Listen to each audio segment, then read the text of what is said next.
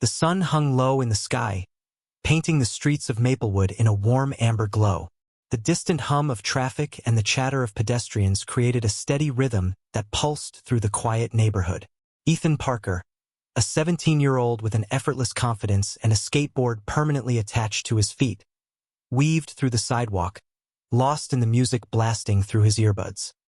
His dark hoodie billowed slightly as he gained speed, wind brushing through his messy brown hair. Then he saw it.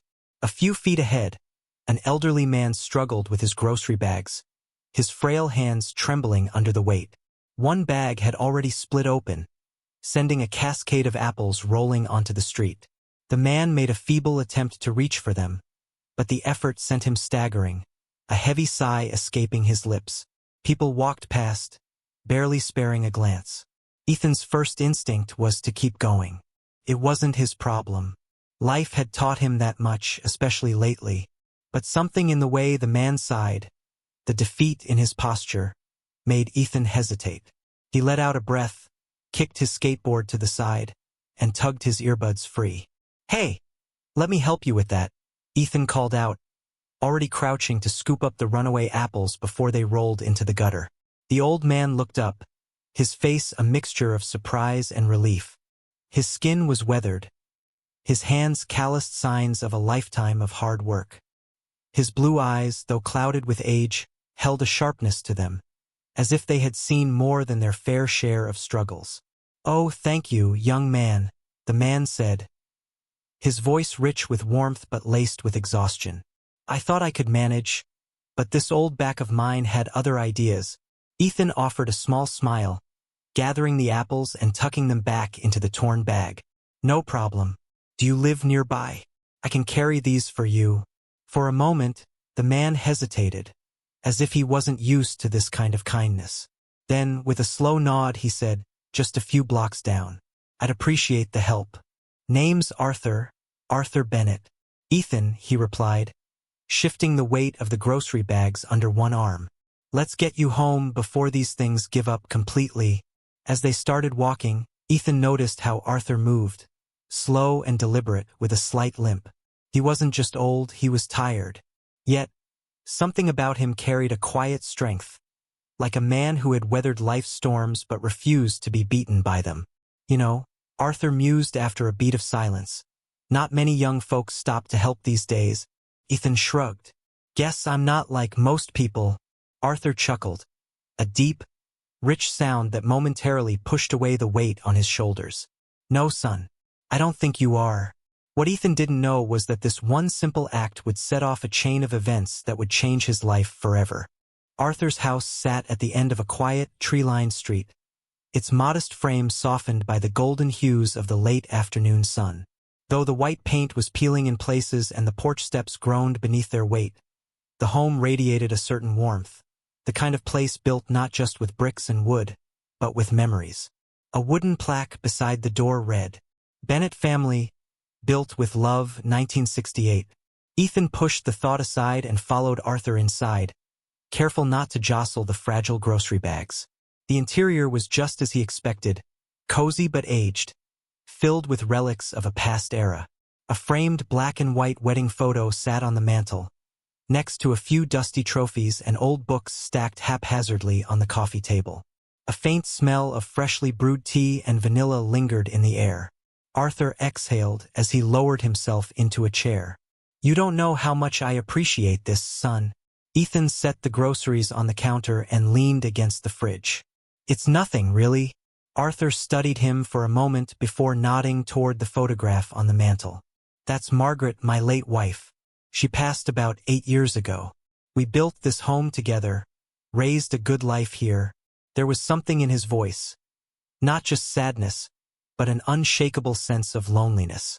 Ethan shifted uncomfortably, not sure how to respond. Arthur must have sensed it because he let out a soft chuckle. "Don't mind me just rambling. I used to run a little hardware store down on Maple Street before I retired. Spent my life helping folks fix things. But let me tell you, nothing prepares you for when life hands you something you can't fix." The words sat heavy in the air.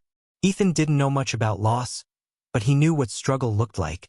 It must have been nice, though, Ethan said, glancing around. Running your own place, having a whole community know your name. Arthur smiled faintly. It was. But the best part? Margaret.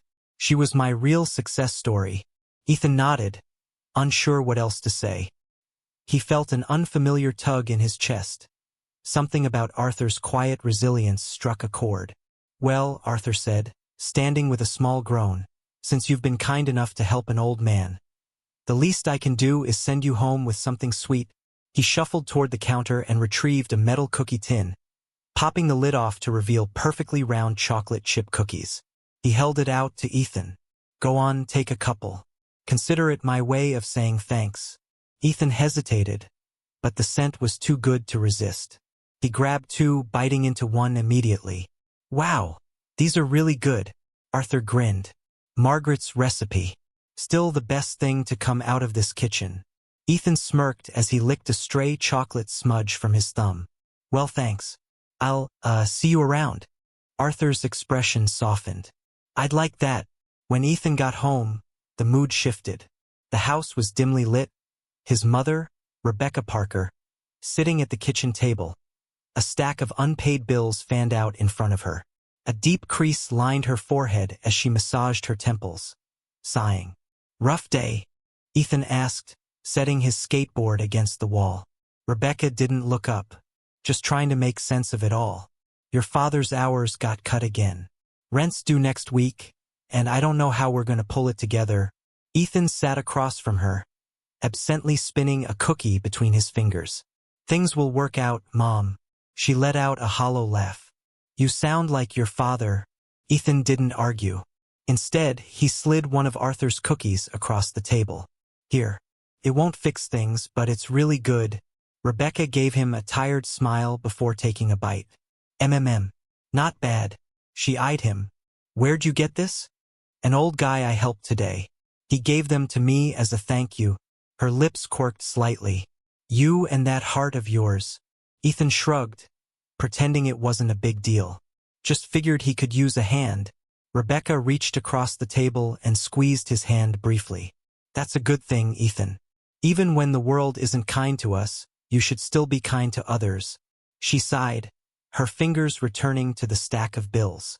Ethan knew she appreciated the sentiment, but neither of them expected it to change their situation.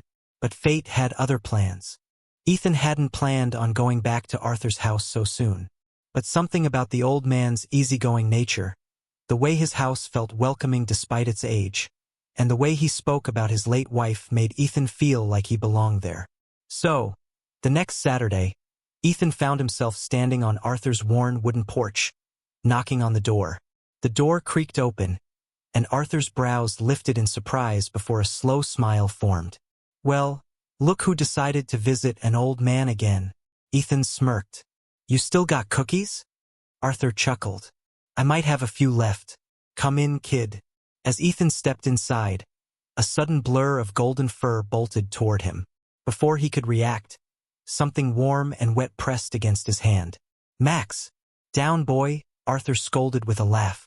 Ethan looked down to see a small golden retriever, his tail wagging so hard it thumped against the furniture. The dog tilted his head, bright brown eyes scanning Ethan curiously before he gave an excited bark. Didn't know you had a dog. Ethan crouched down, scratching behind Max's ears. Arthur shook his head, smiling fondly. Max was Margaret's dog. After she passed, he stuck by my side like glue. Guess he figured I needed looking after. Ethan grinned. Smart dog.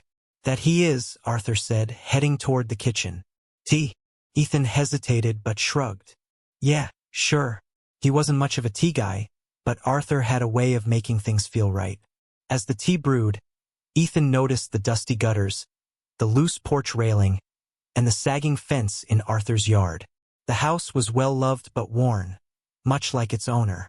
You know, Ethan mused, leaning against the counter, if you ever need help around here, I wouldn't mind. Arthur raised a brow. You offering to be my personal handyman? Ethan smirked. As long as payment includes cookies. Arthur chuckled. Deal. And just like that, Ethan started showing up every few days, sometimes to mow the lawn, sometimes to fix a creaky door hinge or clean the gutters. But more than that, he stayed. He stayed because Arthur told stories that made the past feel alive. He stayed because Arthur taught him things, not just how to fix a leaky sink, but about life, love, and what it meant to truly live. One afternoon, after raking leaves in Arthur's yard, Ethan sat on the porch steps, tossing a ball for Max to chase. Arthur eased into the rocking chair beside him, the late autumn breeze rustling the trees. "So, what's been weighing on you, kid?" Arthur asked, watching Ethan closely. Ethan hesitated, gripping the ball tighter before throwing it again. Max barked happily, sprinting after it. "It's nothing," Arthur hummed. "Nothing doesn't make a person look like they're carrying the weight of the world," Ethan exhaled. "It's just, things are tough at home. My dad lost some of his hours at work, and my mom's stressing over bills. I don't know if we'll even be able to afford rent next month." Arthur's rocking chair creaked as he leaned forward. "That's rough, Ethan. But you're not alone in this, you know." Ethan scoffed. "Feels like it sometimes." Arthur studied him for a long moment before saying, "I spent my whole life believing in one thing. You get back what you put into the world. Sometimes, doing the right thing brings rewards when you least expect it." Ethan gave him a flat look. "You believe in all that karma stuff?" Arthur grinned. "I believe kindness has a way of circling back." Ethan didn't know if he believed that, but he didn't argue. Instead, he threw the ball again, watching as Max leaped into the pile of leaves, tail wagging wildly. And for the first time in weeks, Ethan didn't feel so alone. The afternoon sun hung high, casting golden streaks through the branches of the massive oak tree in Arthur's backyard. Ethan wiped sweat from his brow, tossing another pile of dried leaves into the large trash bag. Max trotted beside him, occasionally diving into the leaf piles before Arthur called him off with a chuckle. "You sure you're not regretting that handyman deal?" Arthur teased, watching Ethan scoop another handful of leaves. Ethan smirked. "As long as the cookie supply keeps coming, I think I'll survive." Arthur let out a deep laugh, leaning against the wooden porch railing. "That's what I like about you, kid. You're a fair dealer." The moment was lighthearted, the kind that felt easy and familiar. But then the mood shifted. A sleek black sedan rolled to a slow stop in front of Arthur's house, its polished surface reflecting the sunlight. Ethan straightened, instinctively wiping his dirty hands against his jeans as the car door swung open. A man stepped out, tall, sharply dressed in a charcoal suit, his shoes gleaming despite the dusty road. His hair was neatly combed, and there was an air of deliberate precision in the way he carried himself. Ethan immediately felt that whoever this guy was, he didn't belong in a quiet neighborhood like this. Arthur had gone completely still, his hands tightening on the porch railing. The man strode toward them with purpose, his eyes scanning the yard before landing on Arthur. "Mr. Bennett?" Arthur exhaled slowly, straightening up. "That's me." The man offered a polite but unreadable smile. "My name is Richard Hale. I'm a lawyer. I was hoping to speak with you privately." "A lawyer?" Ethan's gut tightened. Arthur hesitated for only a moment before nodding. "All right, let's step inside." He turned to Ethan, offering an easy smile, though there was something forced about it. "Ethan, why don't you finish up out here?" "I won't be long." Ethan frowned but nodded. "Sure." Arthur and the lawyer disappeared inside, the door clicking softly behind them. For a few moments, Ethan just stood there, gripping the rake tightly, his mind racing. A lawyer? What did Arthur need a lawyer for? Max, as if sensing his unease, pressed his wet nose against Ethan's hand, offering a small whimper. Ethan absent-mindedly scratched behind his ears. Something was definitely going on. Ethan worked slower than usual, raking leaves into neat piles as he stole occasional glances at the house.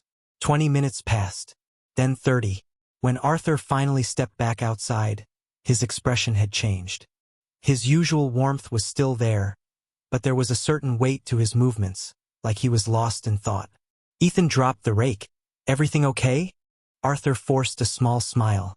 "Oh, yes, nothing to worry about, son." Ethan didn't buy it, but Arthur wasn't offering more, and Ethan wasn't the type to push. Still, as Ethan gathered his things to leave, a thought lingered in the back of his mind. Something big was happening, and Arthur wasn't telling him. A week had passed since the unexpected visit from the lawyer, and though Arthur never mentioned it again, Ethan couldn't shake the feeling that something had shifted. The old man seemed quieter, more thoughtful, and a little distracted. But whenever Ethan asked if everything was okay, Arthur would simply smile and change the subject. At home, things hadn't changed.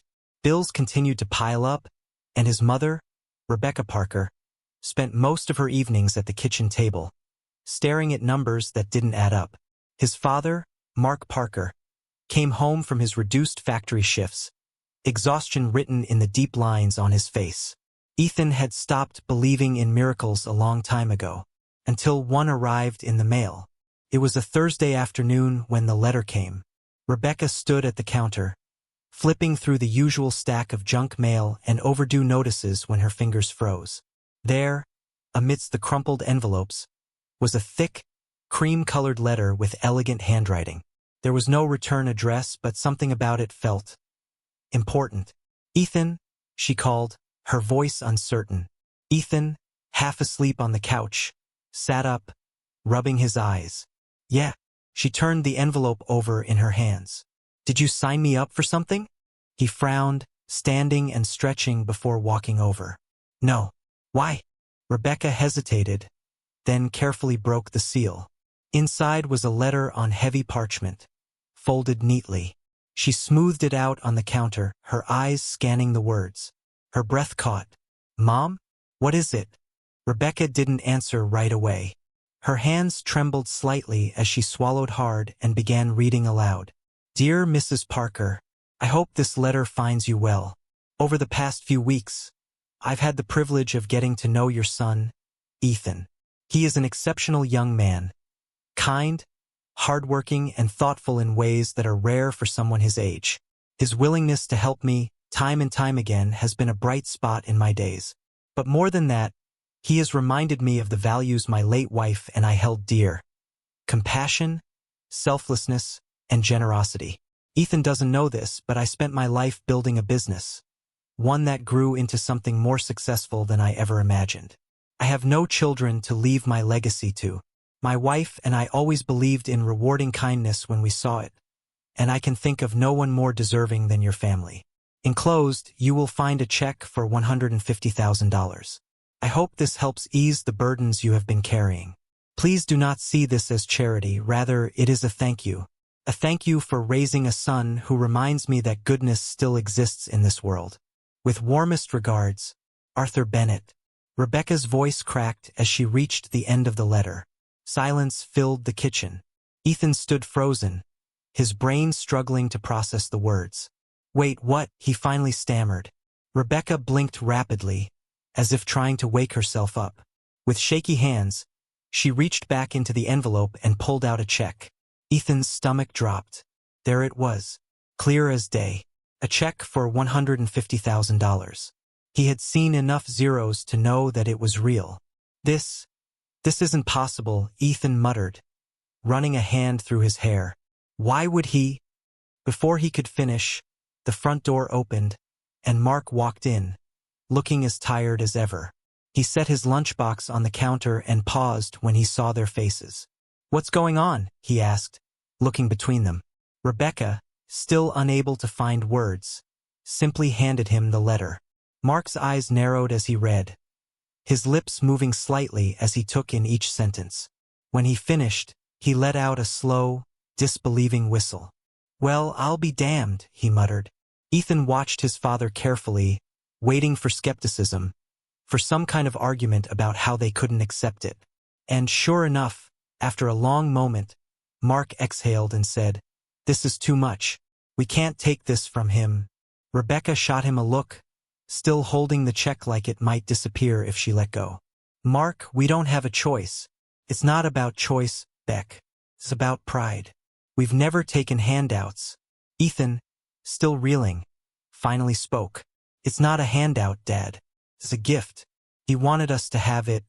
Mark pressed his lips together, his jaw tightening. Ethan understood.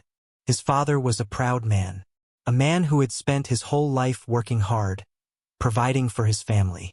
Accepting help wasn't something he knew how to do. But then, Rebecca's voice softened. "Mark, we need this," his father exhaled, rubbing his face with both hands. And when he finally looked up at Ethan, his eyes weren't angry. They were just tired. "This is because of you, isn't it?" Ethan hesitated. "I didn't do anything special. I just helped him. That's all." Mark studied him for a long moment before shaking his head, a small, rare smile creeping onto his face. He let out a soft chuckle. "Guess it pays to raise a good kid." Ethan felt his chest tighten with something he couldn't quite describe. Pride? Disbelief? Relief? Maybe all of the above. As the reality of the moment settled over them, the weight that had been pressing down on their family for months suddenly felt lighter. And for the first time in a long time, Ethan let himself believe in something he had once thought impossible. Maybe, just maybe, good things happen to good people after all. Ethan didn't waste a second. The moment reality fully sank in, he grabbed his skateboard, stuffed the check into his pocket for safekeeping, and raced to Arthur's house. His heart pounded, not from the exertion but from the overwhelming need to say thank you. When he reached Arthur's porch, he barely caught his breath before knocking hard. A few seconds later, the door creaked open, and Arthur stood there, his familiar warm smile already in place. "I was wondering when you'd come by," Arthur chuckled. Ethan didn't bother with pleasantries. He stepped inside and turned to face Arthur, eyes wide with disbelief. Why would you do this?" Arthur gestured toward the kitchen, where 2 mugs of tea were already waiting. Ethan hesitated, then sat down across from him, his mind still spinning. Arthur folded his hands on the table, his expression turning gentle but firm. "You remind me of the person I always wanted to be, Ethan, and the kind of person my wife believed in. Margaret and I always wanted to help good people, but life got in the way. When I met you, I saw someone who didn't just talk about kindness. You lived it." Ethan swallowed, his throat tight. Arthur reached over, patting Ethan's hand. "Your kindness gave an old man something money couldn't buy, hope." For a long moment, Ethan couldn't speak. Finally, he nodded, his voice barely above a whisper.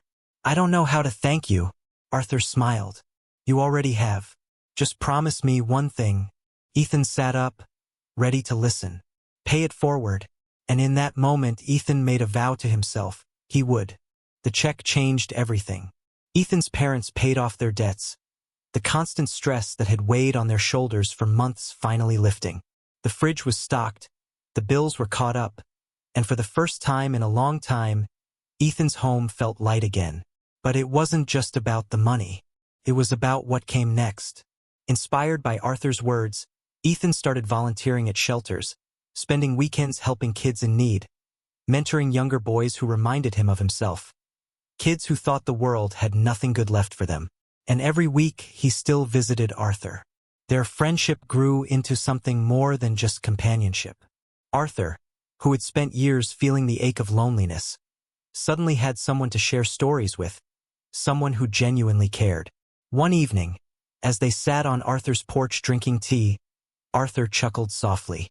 "You know, if I ever had a grandson, I'd hope he'd turn out a lot like you." Ethan smiled, his chest tightening with something deeper than gratitude. Family. One day, long after Arthur was gone, Ethan would find himself standing on that same porch, thinking back to how it all started. One small act, one moment of kindness, and it had changed his life forever.